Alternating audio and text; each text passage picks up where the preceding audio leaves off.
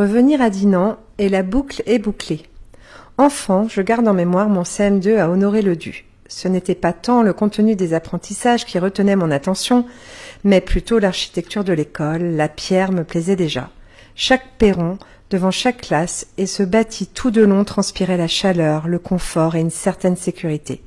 Je découvrais la ville qui n'en finissait pas de me surprendre par sa beauté, ses ruelles, ses venelles, la rue du Gersoil, les petits fossés, et un peu plus bas, le jardin des Petits Diables, parc incontournable de la ville de Dinan, où il fait bon flâner entre le parc Adin et la magnifique roseraie.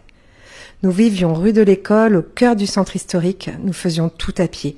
De ce fait, il était facile de s'approprier la ville quand on est curieuse et rêveuse comme moi. Adolescente, tout a pris son sens. Dans ma quête de la découverte, à commencer par moi-même, je savais déjà l'attachement que j'avais de Dinan. Venue du Morbihan, il m'arrivait assez souvent de faire le comparatif entre une ville entièrement reconstruite après la guerre comme Lorient et une autre qui a gardé tout son charme, toute son authenticité, il n'y avait pas photo. Au gré des rencontres, j'ai découvert cette fois des places, des lieux cultes où j'aimais sortir régulièrement.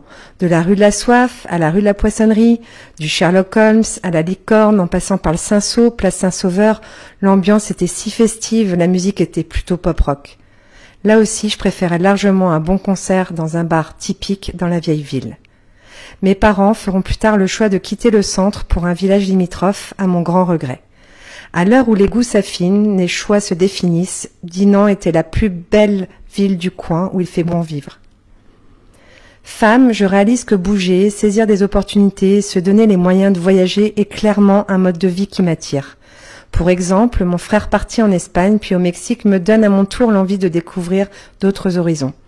Je vais partir en famille, 8 ans, dans les îles et voyager pendant ces années autour de celle-ci. Une longue parenthèse extraordinaire.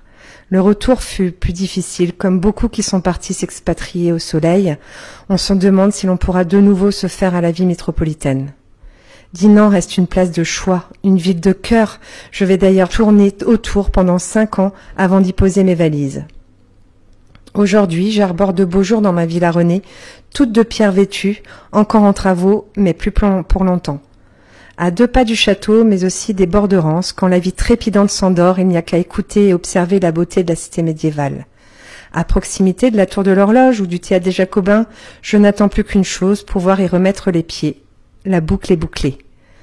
Voilà, c'était Séverine Corvélec, un nom bien breton, qui s'installe, ça y est, qui pose ses valises à Dinan, sa ville de cœur. À bientôt!